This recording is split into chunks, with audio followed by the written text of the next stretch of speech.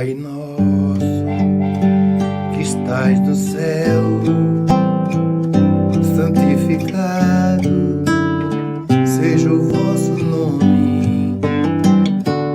Venha a nós o vosso reino, seja feita a vossa vontade, assim na terra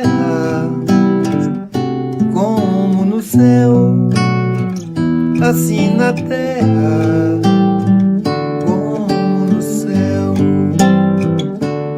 O pão nosso de cada dia dai-nos hoje, ó Senhor. Perdoai as nossas dívidas, assim como perdoamos aos nossos devedores. Não deixeis cair em tentação, mas livrai-nos de todo o mal. Não deixeis cair em tentação,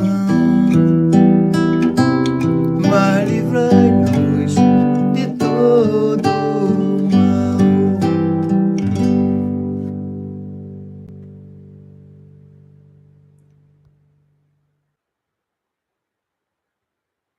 Good morning, everyone. It's so nice to be here again with you. Our Saturday morning live, organized by the United States Spiritist Federation. And today we're going to have our special guest, John Santos, who is going to be talking about God and universal cosmic fluid.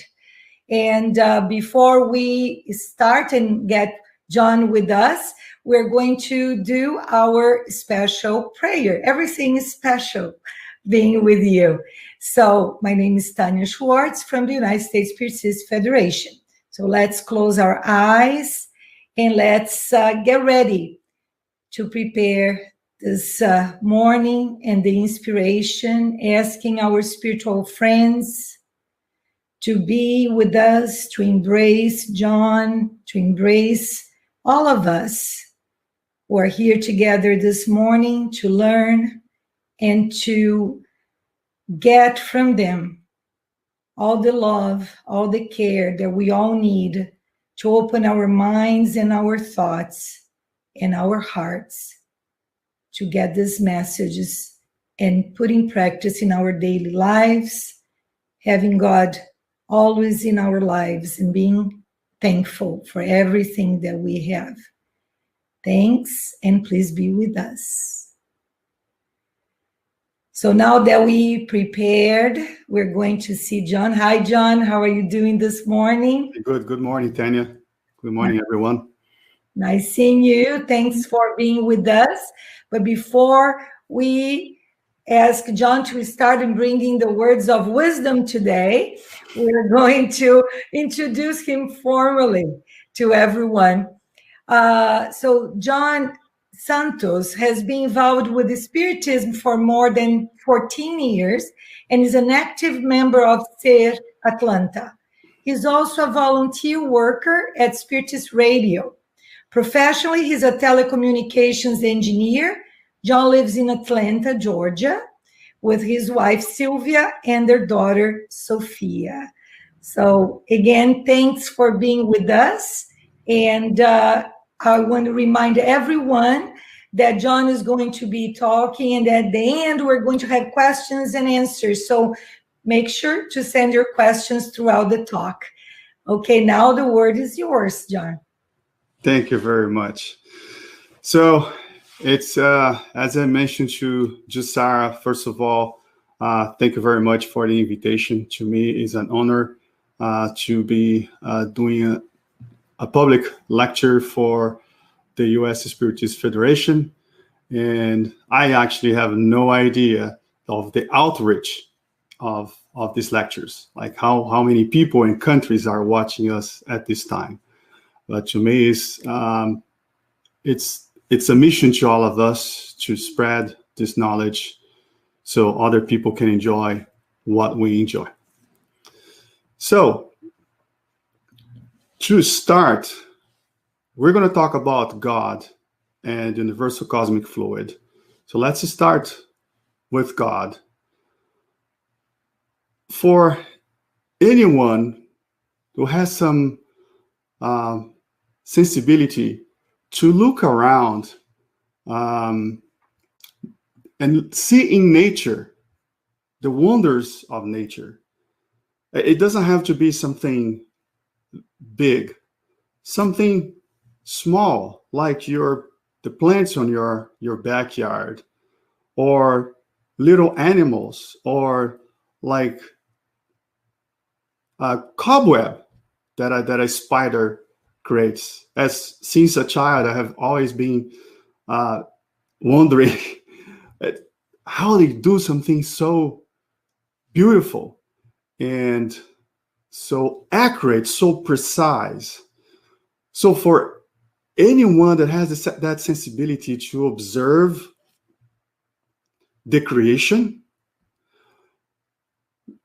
we realize how great God is, that there is this supreme intelligence, the creator of all things, behind everything we see in nature. However,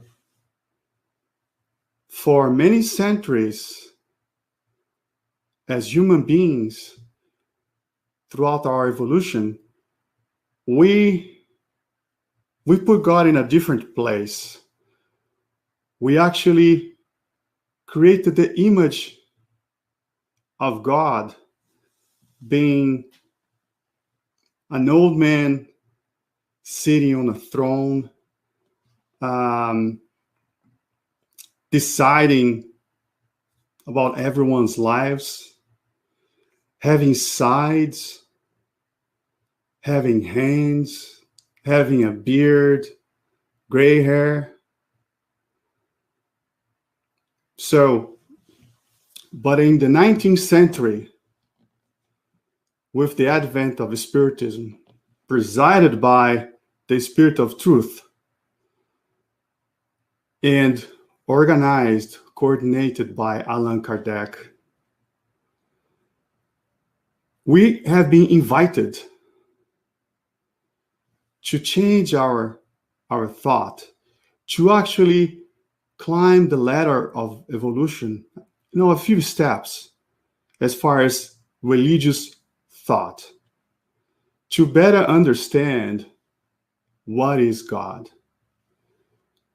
Even though those religious thought of the past had been useful to us, it no longer fulfill our needs. As we can see nowadays, many people question the existence of God. Many people choose to be atheists, materialists. In many situations, it's because they disagree with this image of God being a man. So basically being our image, as opposed to us being his image. As a civilization, we made God our image. And limited as we are. So, if we go into the Spirit's book that was published in 1857 by Allan Kardec, and once again, Allan Kardec conducted the greatest interview of all time,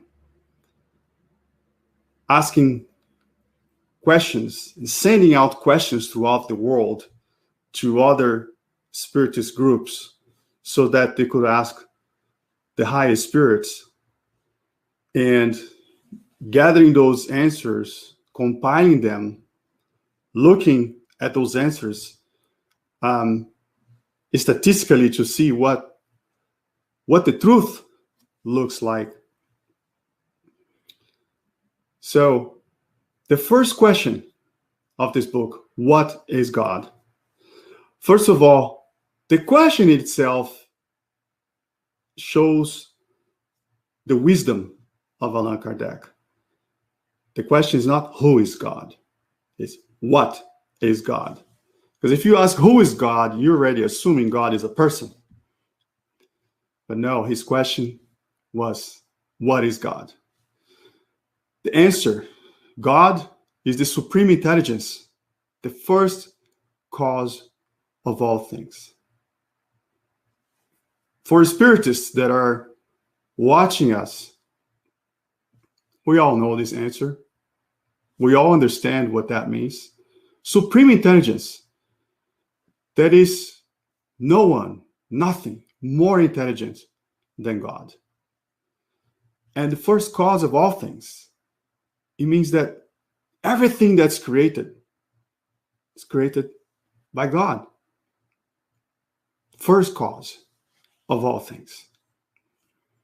So,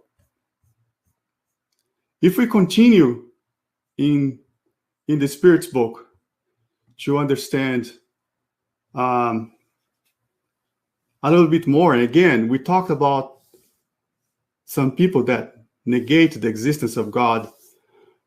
So it came question number 4. Where may we find proof for the existence of God? The answer, in an axiom you apply to all your sciences, there is no effect without a cause. Again, looking at nature, look at the marvelous things that are created in nature. Look at the seasons of the year.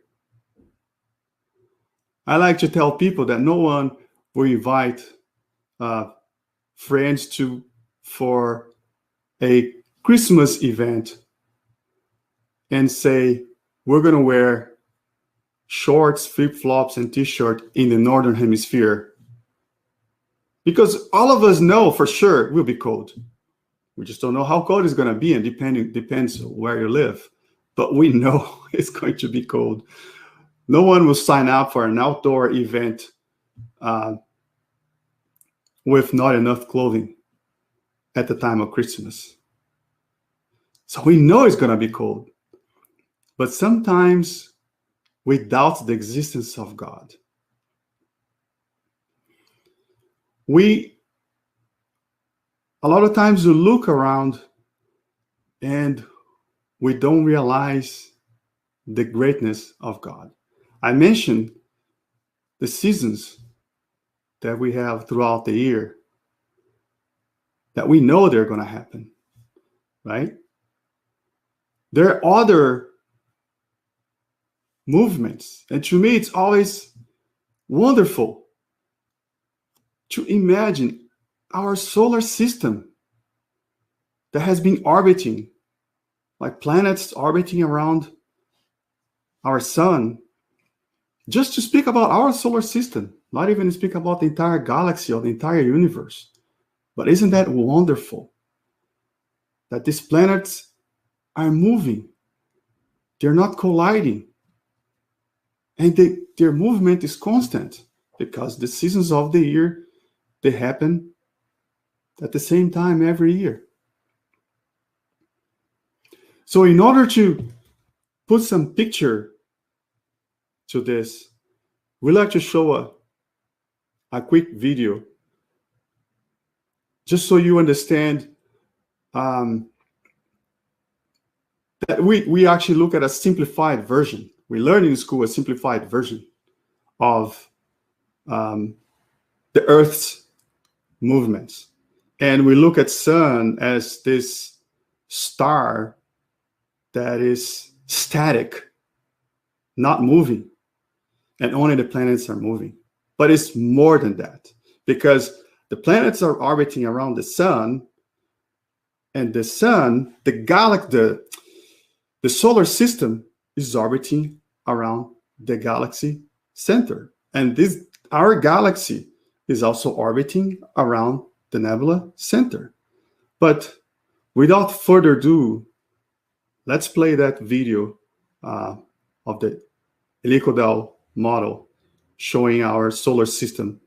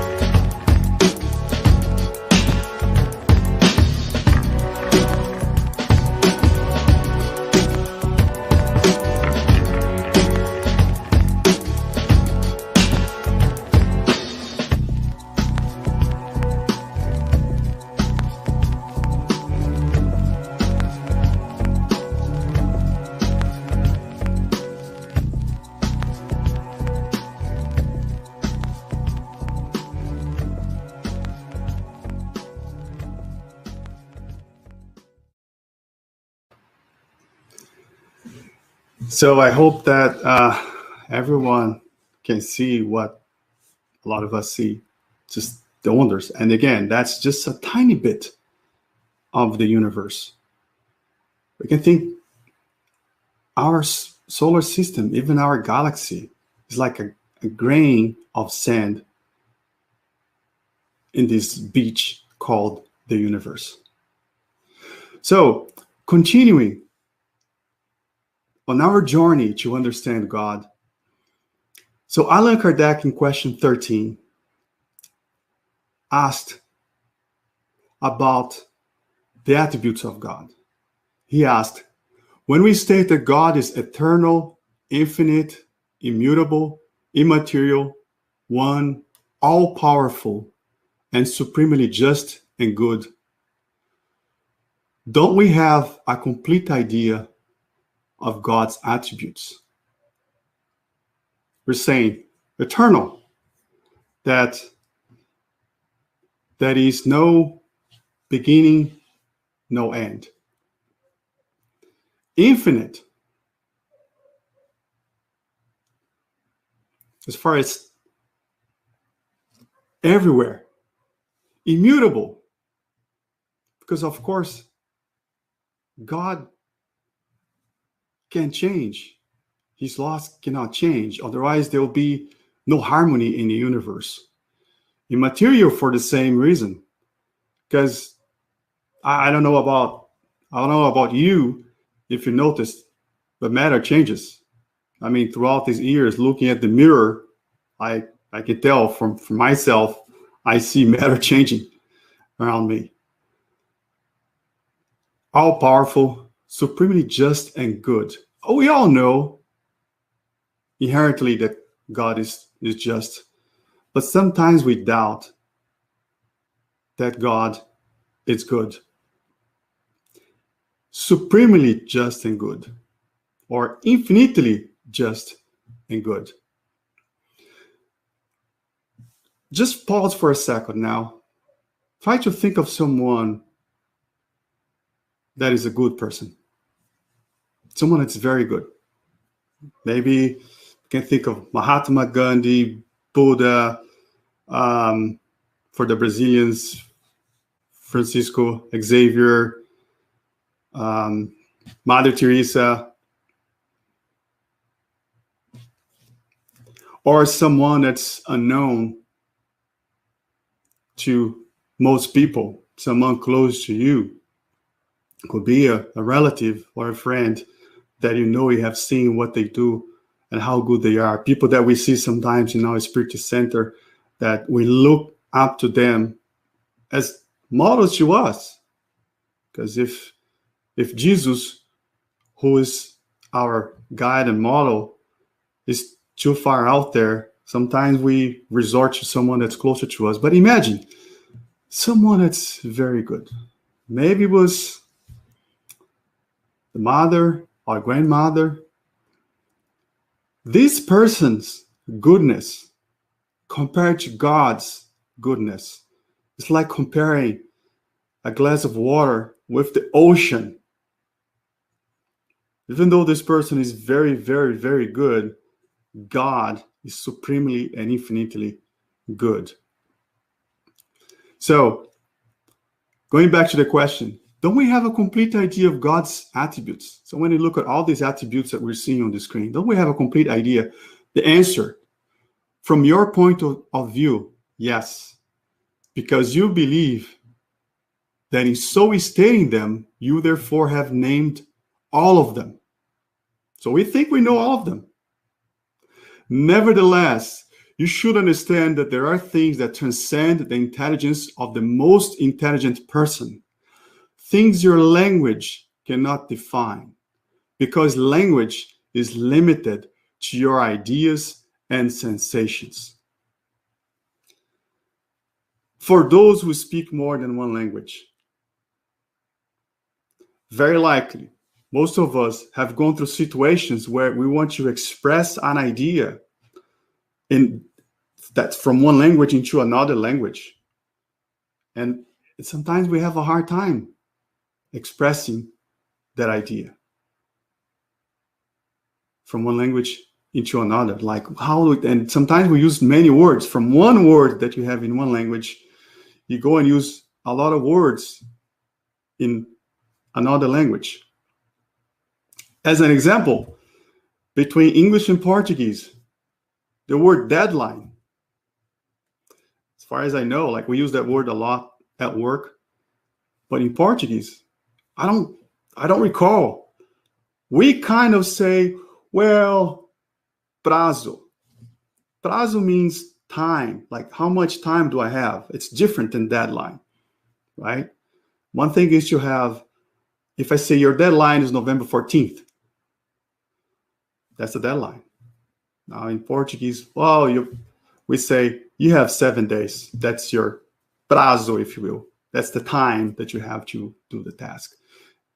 And I'm sorry if I don't remember, but that's just an example. It's a word that sometimes I stumble through when I'm explaining something in Portuguese, from English to Portuguese. But there are many other examples of words or expressions or idioms from one language that you try to express in the other language, and it's hard. And in the Spirit's book, the higher spirits many times tell us about this limitation we have, limitation of language.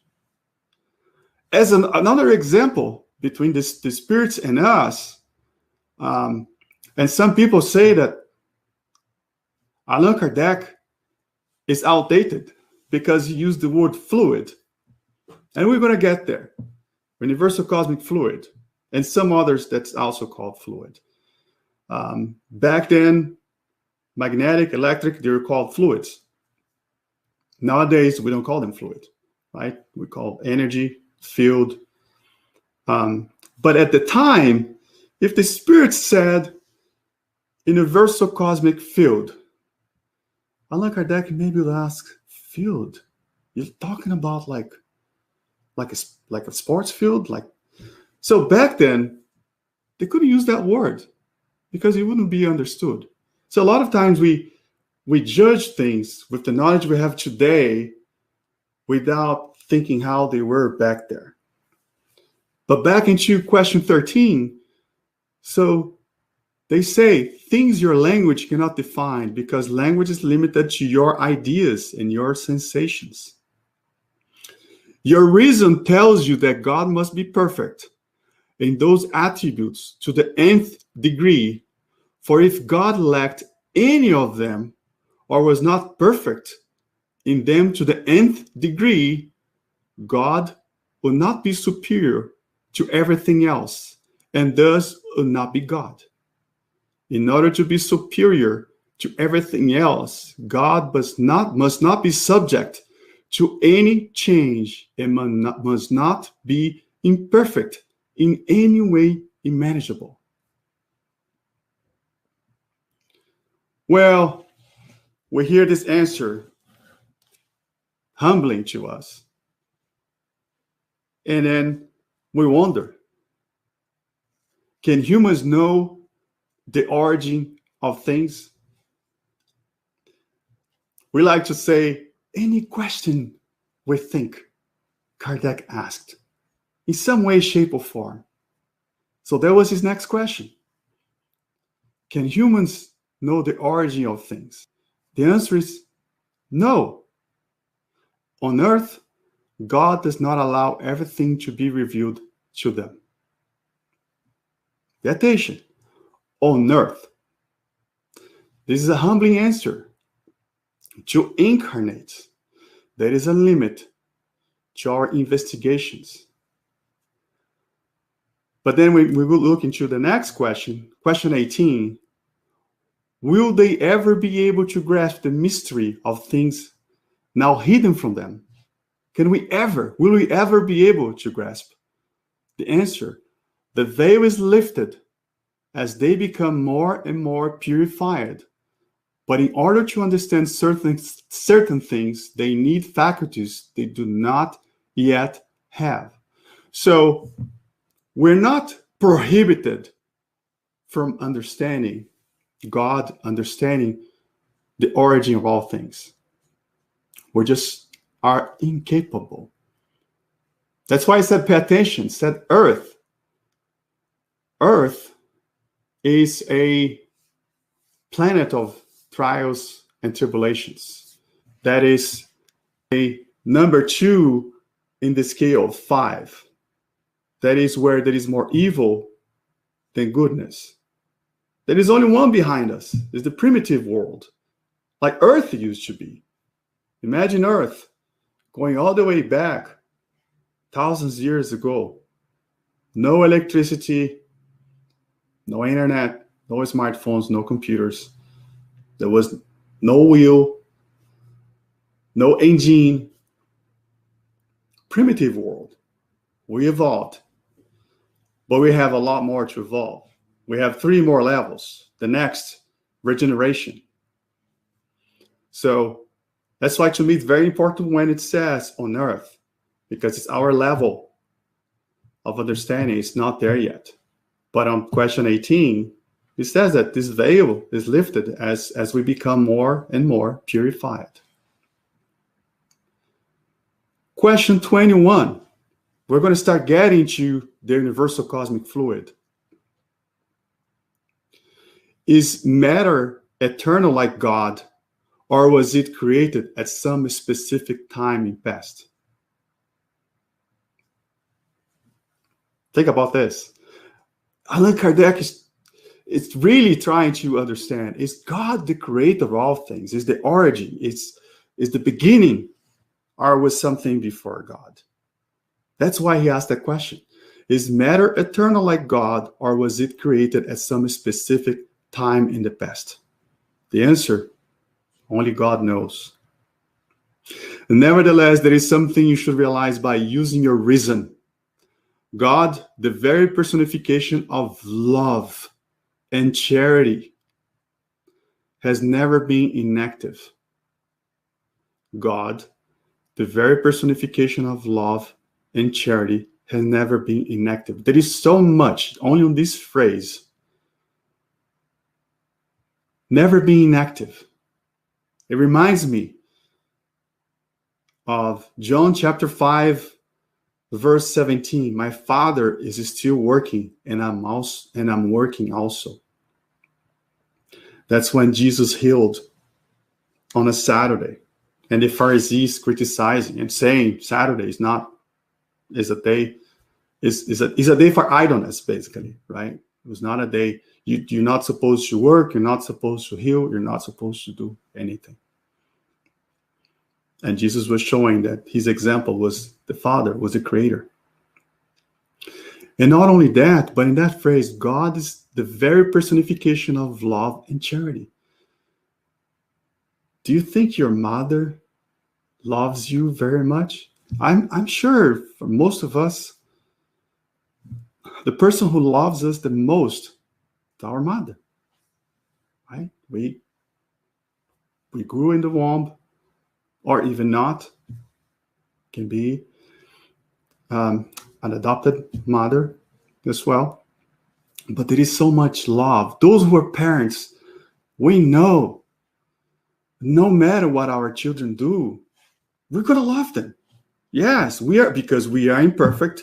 Sometimes, yes, we get frustrated. We may get mad at them. But we don't stop loving them. We don't stop loving them. Now, God, the personification of love and charity. Like the other day, I was talking to a friend exactly about this topic of the hard job of being a parent. And with the knowledge we have, because I tell some close friends that if I was a parent 20 years ago, before Spiritism, I will not be 20% of the parent I am today. So thanks to Spiritism, I know, like, because the Spiritism teaches us, as it's always said, that we must always preach and speak sometimes. Francis of Assisi said that. We should preach the gospel always and speak sometimes, which means preaching the gospel with our behavior, with our example. And we know that our children, they imitate us. They do that. That's how they learn the most. And sometimes they get under our skin. And this friend tells me, imagine God. It took me 2 or 3, maybe 3 times until, he said that a few times, and then I got it. He was trying to tell me, all right, you're having a hard time with your child, and it's only one. Imagine God, who's the parent of all of us, and is not only 7 or 8 billion or 28, 30 billion spirits total on this planet. We're not just talking about this planet. Can we imagine God's love for never stopping loving us, never putting a child on the side? Because the God that we're talking about here is not that God from the Middle Ages, the God that we used to believe in past incarnations, the God that had sides, a God that will be cheering for one and another candidate in our current elections, if you will, or a God that cheers, that supports the same team that you support in any sport that you prefer, a God. That's not God per our understanding today, our understanding past the 19th century, that is Spiritism came to reveal to us. The Spiritism came to reveal a God that doesn't have a beard, doesn't have hair, doesn't have hands, doesn't have a mouth. Not a human. not a human like God. And someone may ask, well, if God is not human-like, how can we be his image?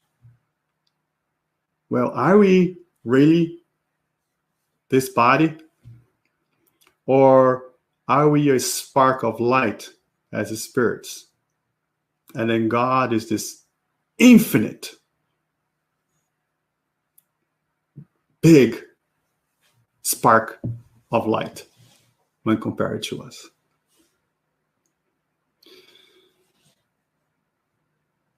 So, we talked about the attributes of God. And when we go to Genesis, according to Spiritism, chapter 2, item 19, Allan Kardec, after talking about the attributes, says this: the perfect religion will be the one in which not one article of faith contradicts those qualities, and in which all its dogmas can bear the proof of the test without being affected. So it has to be aligned with those attributes. And quite honestly, even for us, as spiritists, sometimes we get distracted and we go back to that God, a human-like God, a God that is not good enough or is not just enough.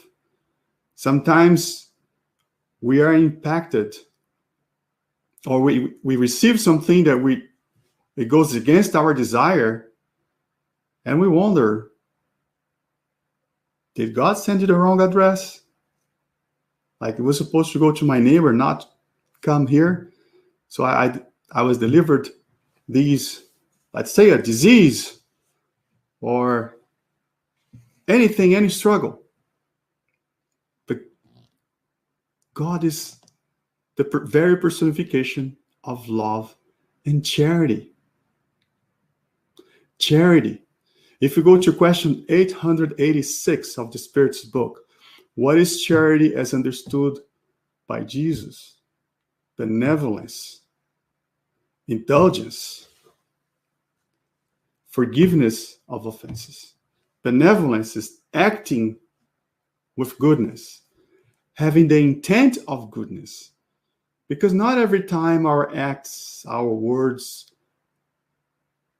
are 100% good, have the intention of the goodness. Like when we speak with sarcasm, irony, we don't have the intention of goodness. We're not having a benevolent act. But a benevolent act is charity. We tend to think that charity is something we can see, we can touch. Like I can give a jacket. I can give socks, soup. That's also charity. That's material charity. But the essential charity, as it's called by Emmanuel, the spirit mentor of Francisco Xavier, is the charity that we can't see, that we can't touch. Is love in action. Love. Can anyone touch love? Can you give me a little bit of love in my hands? You can't. But we can give love. We can feel love. God is the very personification of love and charity. Has never been inactive. It ends that idea that God created the laws and is now sitting back on his throne. Just let the laws work. Let people live according to this laws, or if they go against the laws, they suffer. No, God is active. So when we pray, pray to God, we're talking to a being. There's the personification of love and charity. Sometimes we misinterpret God. But let's do a comparison. Sometimes you go through a pain, a struggle, and we may think God is not being just, that maybe we don't deserve that. I'll resort to the parents as well. Again, or those who are not parents, think about your parents. When a child is sick, the parent takes the child to the doctor. The doctor says, I need to give this injection. Will the parent say no? Is the injection something pleasurable? For those who have children and have gone through the first vaccinations, you know how painful it is. We all know. I don't think anybody says, I like to have someone stick a needle in me, an injection or a vaccine. I don't think anybody really likes that. But isn't that injection a medicine for your child to heal the child? Aren't most of us now in the Northern Hemisphere taking the flu shot?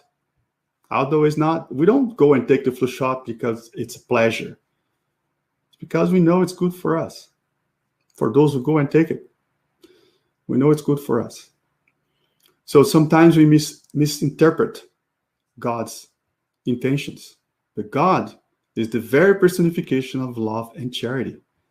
That was part of the answer in question 21. Question 22.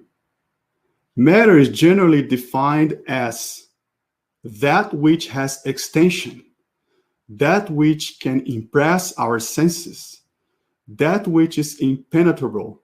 Are these definitions correct? So now remember, we have to go back the 163 years, or maybe 64. This was about 1855, 1856, when Allan Kardec was asking these questions. How was matter known? Even the atom, if we go back, what was known about the atom? The atom was one piece. We didn't know about electrons yet, protons, neutrons. So we believed back then that in order to be matter, to be considered matter, it has to have extension, something that you can measure, that can impress our senses, that we can feel, we can touch, we can see, and it's impenetrable. You can't pass matter. So he asked, are these definitions correct? The answer is, from your point of view, they are correct, because you can only talk about matters that are familiar to you. Matter, however, also exists in states that are unfamiliar. For example, it may be so ethereal and subtle that your senses cannot detect it. It is matter nonetheless, even though you do not perceive it as such. Nowadays, we know other states of matter, like plasma. We know the sun, for example, right? And we know that an atom has mass. It's matter. Electrons, that's part of the atom, is matter. For example, right now, you that are watching us here, through YouTube, through Facebook, it doesn't matter. How are you watching this? We have electrons, right? Going through, over here, going through fiber. And depending on where you are, you go through the public switching telecom network, may go through a satellite, may go through submarine cables, but it is matter moving. It's much easier nowadays to talk about this than it was in Kardec's time, because you can be on the other side of the earth right now watching us. Back then, imagine if we went all the way back and told Kardec and others, say, believe me, we're going to be able to talk to each other across the planet and be able to see each other. Someone would say, well, you're crazy. That's not possible. It was about, by the way, it was about the same time Kardec was starting to organize Spiritism that we had James Clerk Maxwell writing the formulas of electromagnetism, which you're going to get here in a few minutes.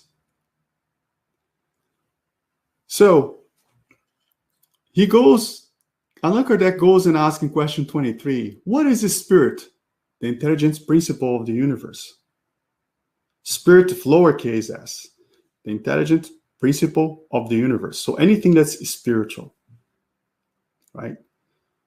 Because in question 76, then we'll talk about spirit as human beings. In 27, so there are two general elements in the universe, matter and spirit. So he realizes now that is matter, and matter is not all that we know. There is more to that. Even nowadays, do we know what is dark matter? Basically, what science cannot explain as far as matter is called dark matter and represents 97, 96% of the universe. So it's something we don't know, that we're still investigating. But Kardec asking 27, so there are two general elements in the universe, matter and spirit. Yes. You got one right. Finally, we got one right. And over everything is God, the creator and author of all. These three elements comprise the principle of all that exists. They are the universal Trinity. However, to the element of matter must be added the universal fluid, which plays an intermediary role between spirit and matter per se, since matter is too dense for the spirit to act upon it. Although from a certain point of view, this fluid may be regarded as part of the material element. It differs from it due to a special property. If it were simply matter, there would be no reason for a spirit not to be matter too. It is placed between spirit and matter. It is just fluid. Just matter is matter. In its countless combinations with matter, and under the direction of the spirit, it is capable of producing an infinite variety of things about which you still know very, very little. By being the agent upon which spirits acts, agent, matter. This universal, primitive, or elementary fluid is the principle without which matter would forever remain in a state of dispersion. It would never acquire the properties given by its gravitation. So, there is a spirit, that is matter, and God above all things, the creator of all things. This is called the universal Trinity. So that's the principle of everything we know in the universe. In question 28, Kardec makes a proposal. Since the spirit is something in and of itself, wouldn't it be clearer and less subject to confusion to label these two general elements as inert matter and intelligent matter? He wants to call the spirit intelligent matter because he's saying spirit is something. Spirit is not made out of nothing. It is something. The answer, words do not matter much to us. It is up to you to formulate your language in a way that you can understand one another. As I mentioned, they remind us many times about words. What's important is the idea. The idea. So, in 29, is measurability or ponderability an essential attribute of matter? So, should we be able to measure matter? Of matter as you understand it, yes, but not of matter considered as universal fluid. The ethereal and subtle matter that forms this fluid is imponderable to you. And yet it is the very principle of your own ponderable matter. So we can't measure the universal cosmic fluid, but we can measure other matters that they are formed from the universal cosmic fluid. So I like to say, think of a cake as an example, right? Cake is made out of wheat, right? So it has gluten. A cake made out of wheat, we say, all right, I have this cake, it has wheat. Is that the raw wheat? No. All right, then I get a bucket, a bowl. I have wheat flour. All right, this is raw. This is comparable to the universal cosmic fluid. No. What was this flour before? Oh, it was whole wheat flour. Okay, this is the raw stuff. No, it was actually the seeds, right? Wheat that's captured in nature. So you see, we get the seeds of wheat, we modify into flour, modify into refined flour, and modify into baking. It's the same principle. But the only difference here is that we can measure wheat. We cannot measure the universal cosmic fluid. And in question 36, he asked, is there an absolute void in any part of the universal space? The answer is no. There is no void. What appears to you to be a void is actually occupied by matter that cannot be detected by your senses or instruments. Nowadays, we know we have dark matter that we still don't know. We can't really measure. There was a study, a theory, and then experiments to prove this. Science has already proved this. It's called the Casimir effect. On a high level, we'll summarize quickly, but if there was a theory, so you put two mirrors and you vacuum and start putting them close to each other. When they are too close, they attract each other because there are waves around it that push the two mirrors. So what they say is, we, far from being empty, so modern physicists assume that a vacuum is full of fluctuating electromagnetic waves that can never be completely eliminated. So there is something there for us to learn, right? Now, in the book Heaven and Hell,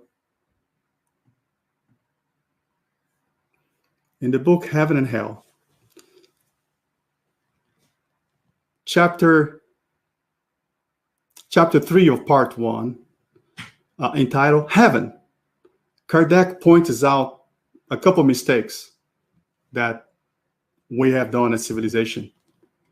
So the various doctrines related to the dwelling of the blessed all rest upon double error of regarding the earth as the center of the universe. Because remember, like, there is this concept that heaven is above, but above what? If we say above from Earth perspective, it could be below from another planet perspective. There is no up or down in space. So, and limiting the regions of the heavenly bodies. It's interesting, we learned that God is omnipresent, but then we're saying that heaven is a limited place. So then it would sound like God is only there, is not in other places. So he points out, and when you go to Genesis, according to Spiritism, chapter 6, uranography. It's a chapter that was it was written by the spirit Galileo Galilei through the medium Camille Flammarion. Flammarion, he was an astronomer when he was 16 years old. So then he became friends with Allan Kardec because he realized that his studies and Allan Kardec's studies were aligned. So, and he helped write this chapter. So Galileo on item 10, chapter 6, says, there is an ethereal fluid that fills space and penetrates bodies. This fluid is the ether, or primitive cosmic matter, or universal cosmic fluid, the generator of the universe and beings.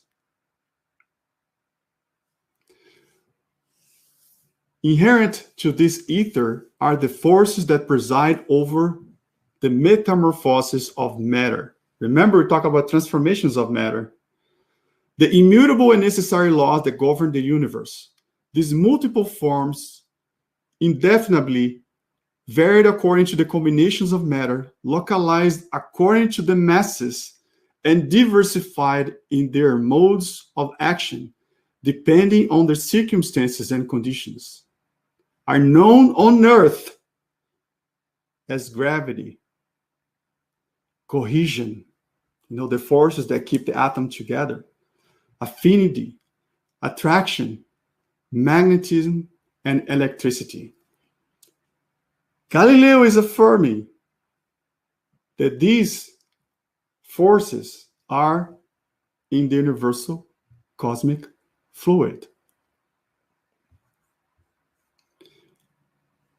And he continued, on other worlds, they manifest under other aspects and display other characteristics unknown on this one. So there are other forces that we don't know. If we think about this, for example, gravity, we know from studies, we can watch the movies. You see, for example, astronauts on the moon, they're jumping. There is gravity there. It's the same formula, but because the mass of the moon is smaller, it's smaller gravity. If I'm not mistaken, it's 5 times less than the gravity we have here. So that means it's 5 times less force to keep us on the ground. Galileo on item 19 also says, up to this point, we have remained silent about the spirit world, which is also a part of creation and fulfills its destiny according to the Augustus prescriptions of the Lord. Concerning the way in which spirits are created, I can provide only a very restricted teaching due to my own ignorance. So Galileo, on the spirit side, spirit world, he's also saying, ignorance here meaning he doesn't know, his knowledge is limited. And moreover, I must keep silent regarding certain issues, although I myself have been allowed to delve into them. Keep silent. Again, we're not gonna teach quantum physics to a 6-year-old. We're not gonna teach triple integral in elementary school. So there are things he's saying, there are things he can't teach us, right? Now, when we go to chapter 2 of Genesis, this chapter is entitled God. For those who haven't read Genesis according to Spiritism, this is the cover that you see on the slide. This book, a lot of people think it's about the creation of Earth. It's about science. No, this book is about God. It starts with chapter 1. It's kind of a recap. Comes chapter 2, talks about God. And how can we understand God? It was the beginning of this talk. Look at the creation. So then go from starting chapter 3 and onwards, talking about the creation, explaining the creation, and also explains those healings that Jesus also did. Talks about the time of transition that we're going through now. But going back to chapter 2, item 20, providence is God's care of all creatures. Remember, God is love and charity. So it says, God is everywhere, sees everything, and presides over everything, even the very smallest things. This is what providential action consists. But then Kardec asked the question that some of us are thinking at this moment. When we hear presides over everything, even the very smallest things. First, presides over everything. So God is the president of the universe. Has always been, will always be. Kardec asked, how is it that God, so great, so powerful, so superior to everything, can get involved in the tiniest details and can be concerned with the smallest acts and thoughts of each individual?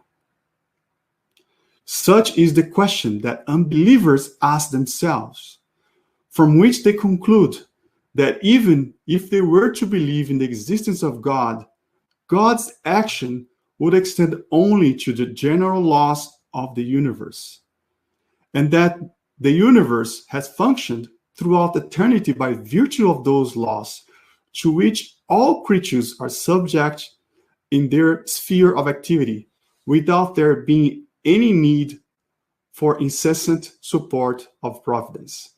Remember, we read in the Spirit's book, God is active, right? That's what Kardec is pointing out here. Some people have a hard time to understand. And he continues on item 21. In their current little evolved state, humans can comprehend the infinite God only with difficulty. We have a hard time understanding God. Since they are bound and limited, they imagine God to be bound and limited. They picture God as circumscribed being and create an image after their own, creating a man God. We play that video, the little video, just to show our galaxy, our solar system translating around the center of our galaxy.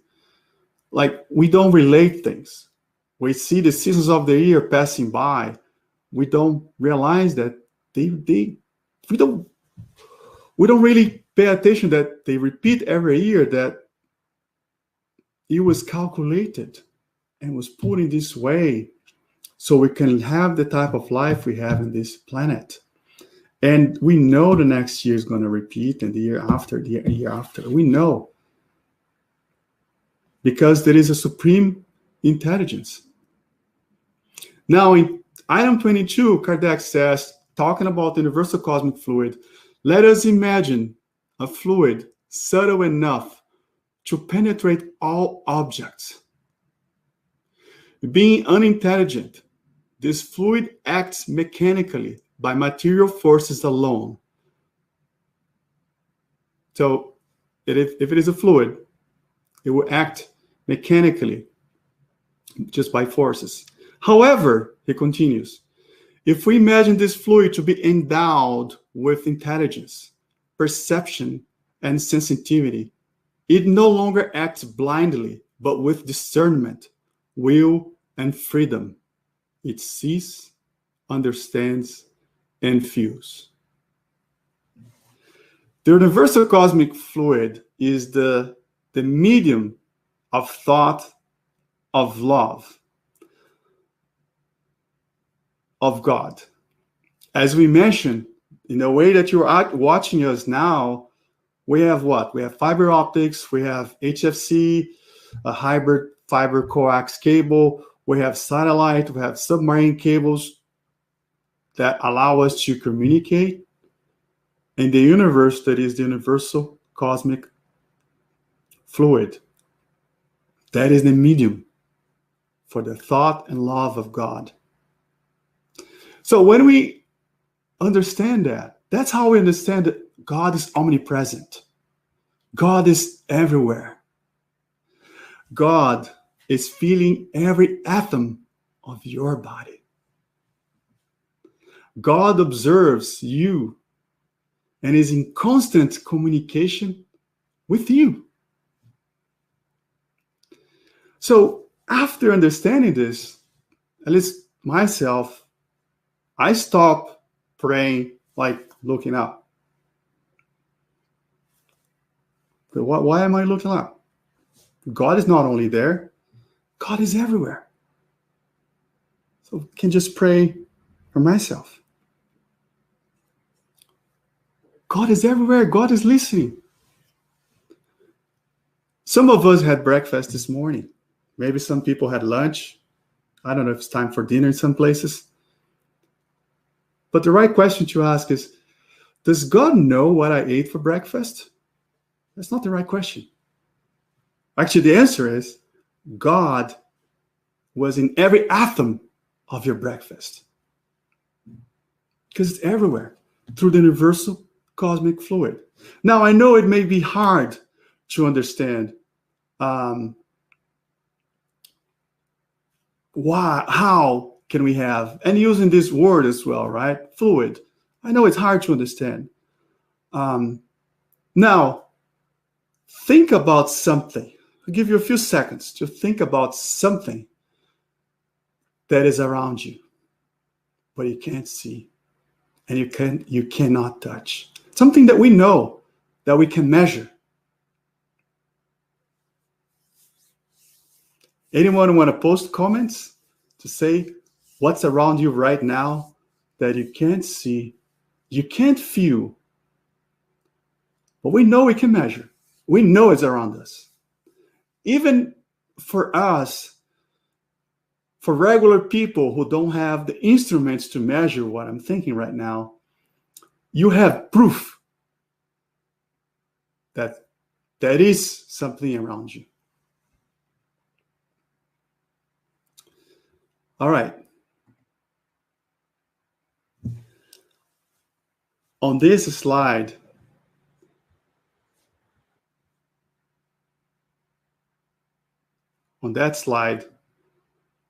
I'm talking about electromagnetic fields. We use Wi-Fi. If we could see Wi-Fi, that's what it would look like. We don't realize every day we're using Wi-Fi, and it's around us. We're also using cellular systems.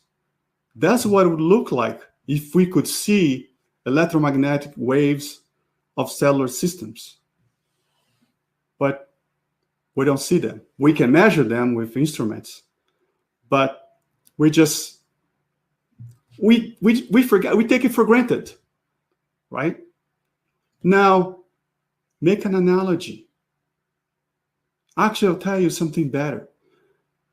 Your carrier has some dead spots. We know that, right? Our carriers, our cellular carriers, we go to some places we don't have coverage. Now, here's the breaking news. To finalize, God's carrier has infinite coverage. Universal cosmic fluid is everywhere. So with that, I think I'll turn over to Tanya.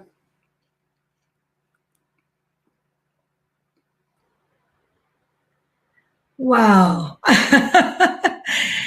Oh, John, that's so great to think that way. It was so enlightened to bring all that, a lot of food for thought, and so much for us to learn, to study, and more than anything to feel, right? I mean, I felt so blessed, even though we always talk about God and God, but this definitely brought us a different perspective, a very important perspective. Thank you so much. We do have some time for questions. If you allow us, we'll bring some comments or questions. So let's see. I think, so let's start from a very easy one. From Glaucio. Hi, Glaucio. Please explain the difference between fluid and field. Why did Kardec use the former term in the 1800s? All right. It's a question from an engineer to another engineer. Hopefully I will understand too. Well, we kind of touched on that. He used the word fluid, as I mentioned. We didn't have the words energy and field yet at that time, right?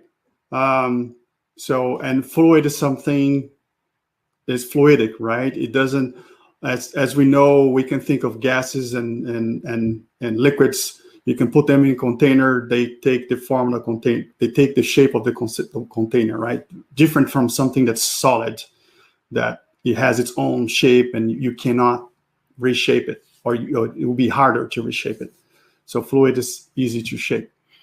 At that time, electricity, electromagnetism, they were being developed. They were being discovered, if you will. And they were called fluid at that time. It was the electric fluid and the magnetic fluid.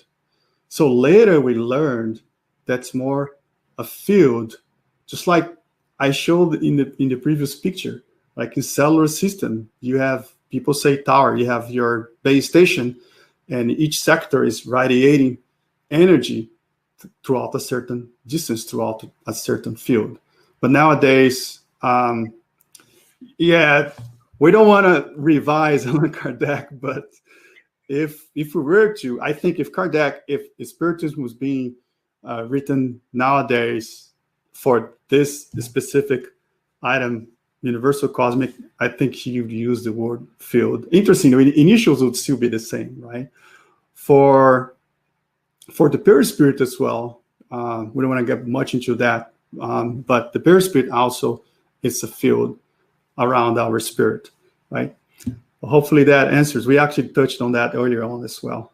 No, that's great. Like you said, the important part is the essence. It is the understanding of the lesson. Sometimes we get a little stuck in the terminology. So let's understand what it is and kind of bring it on, right? Continue to understand. The concept is there. It's good. Yeah.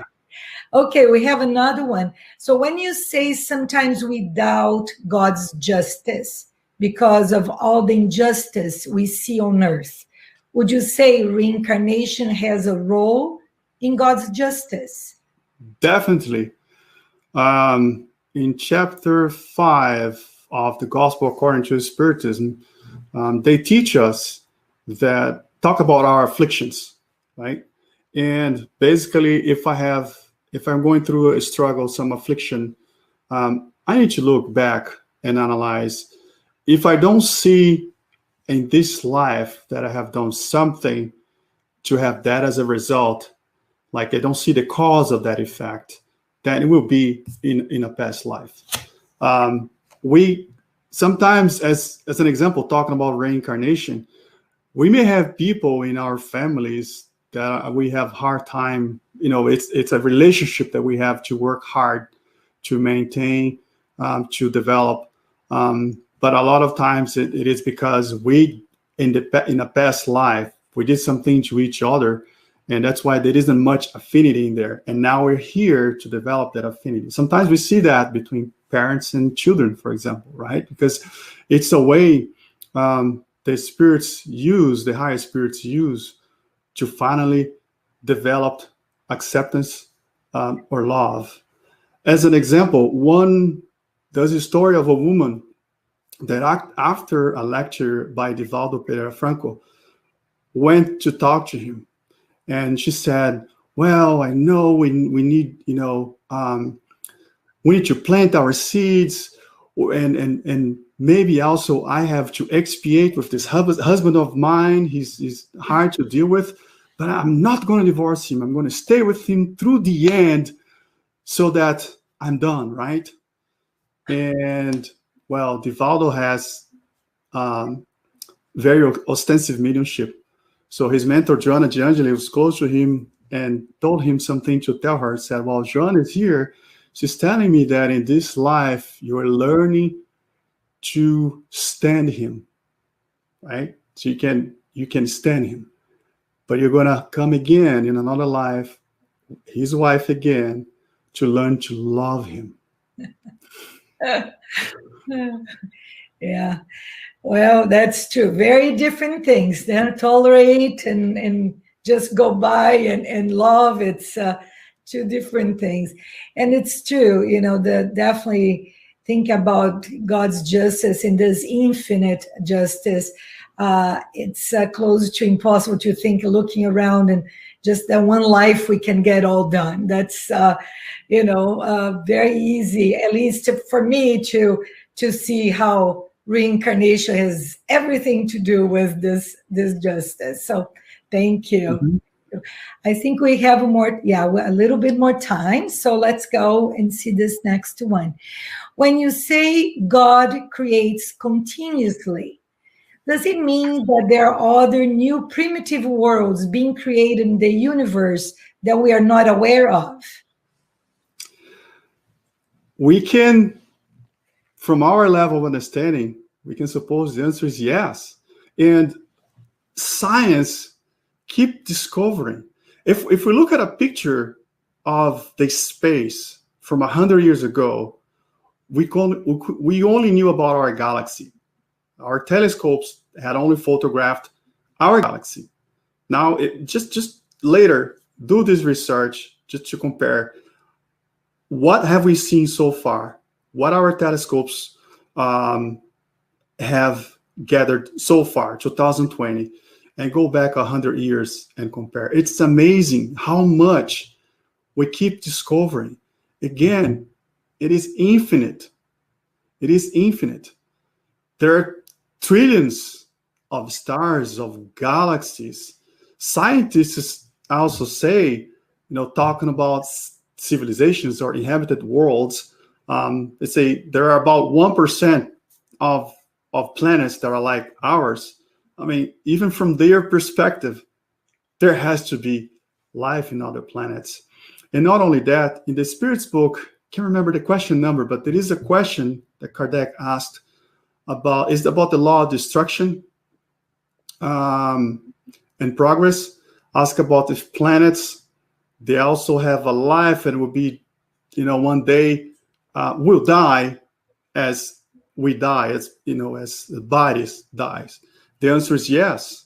Just like our body dies and go back to universal cosmic fluid, the same happens to planets. So all the time, God is creating, and there are planets, stars that are dying, and that matter is going back to universal cosmic fluid to then feed other planets, other stars in the future.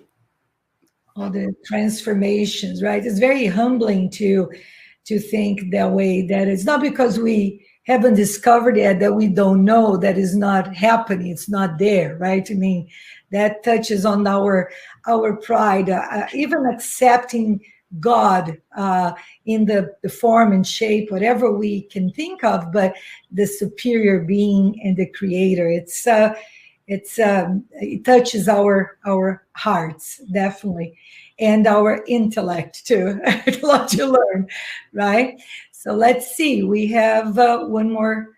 Oh, we have some more questions. Is it possible, from Robson Santos, is it possible to see God in all marriages? Tricky. Yeah, it's. I'm also laughing because he put that emoticon at the end there. Well, I believe it is, because in all marriages, yes, I can tell you. I have some, we work here. There are people from different countries, and I know people in certain countries, they have arranged marriage.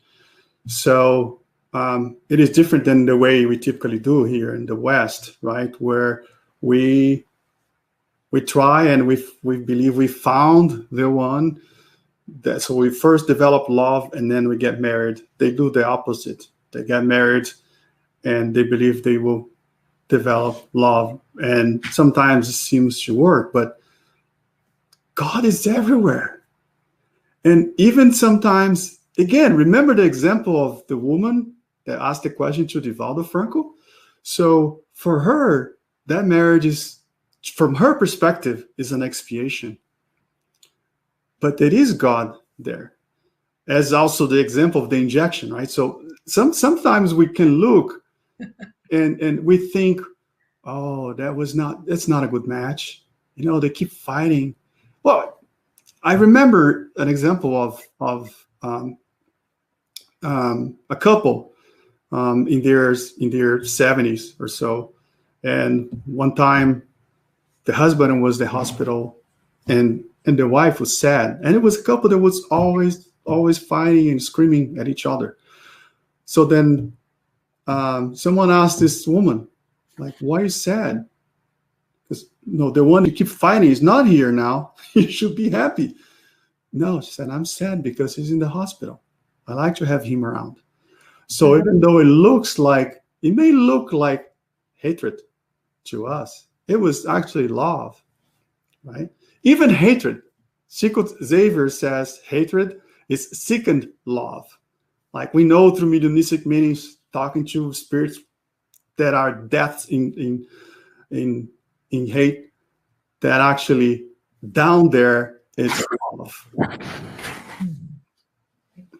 Well, like you said, we are learning everything that is happening in our lives. If we take that way and we see God everywhere. That's true. In the hard relationships, in the good ones, and all learning is possible to see God there. If we are open for that, right, John? It's definitely. And Robson is thanking you. This is very profound, brother. That's great. It is. We have some. Marcia Bennett says, I trust Kardec teaches us that the opportunity for us to evolve will always be given to us until we find a way to dominate our negative passions and move towards virtues. Thank you, Marcia. And we have one more. Thanks, John. We have proposed a perspective that sure makes us feel closer to God. That's true. That is true. A lot of good comments and questions, and I'm sure that we have more questions that we are running out of time. So we'll let you, at this point, John, give us your final remarks. Leave us with that wonderful perspective of God that you're bringing to us in so many ways that we still need to, so much to evolve and to learn and to keep knowing more. The more we know about the creation, the closer we get, to God. So it feels that way. So if you can give us your final remarks, and if I may ask afterwards, right after, if you can close with the final prayer for today and leaving all these great things for us to think about, I really appreciate. All right. So I have an idea. If you allow me, there is a poem that we translated. So I didn't have time to read it. I think this poem summarizes. So I use about an hour, and I think still there are questions out there, but this poem summarizes this entire hour. That is the beautiful of art, right? That's the beauty of art. So it's a poem that is in the book Beyond Grave Parnassus, or in Portuguese, Parnaso de Além Túmulo. It was psychographed by Francisco Xavier, and this is by the spirit Augusto dos Anjos. The title of the poem is Cosmic Matter, and it says, glory to the cosmic matter, the potential energy which gives life to the elements, base of prodigious movements, where form ends and begins itself, systematization of arguments, which clarify teleology. Within the cosmic matter, the primal source of knowledge is created. It is the world's hidden elementary force, the divine ether, where God records the history of the destiny of his deeds of love, in love immersed. Book where the incomparable Creator records with venerable and impenetrable thought his poems of beings and universes. So, to me, that summarizes. And I saw we had a lot of more questions to answer. So hopefully this poem helps answer some of those questions. We did our best to translate. Hopefully it sounds the same way that it sounds in Portuguese. Mm-hmm. But once again, I thank you for the opportunity of being here. And personally, to me, talking about this topic is talking about the way I found God. Because in 2 times of my life, I doubted. I was questioning, is there a God?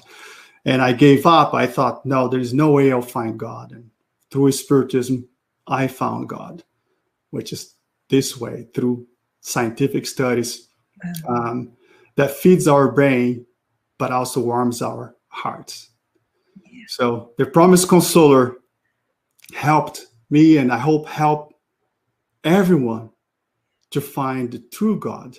The God is pure love that is active in our lives. It is within us.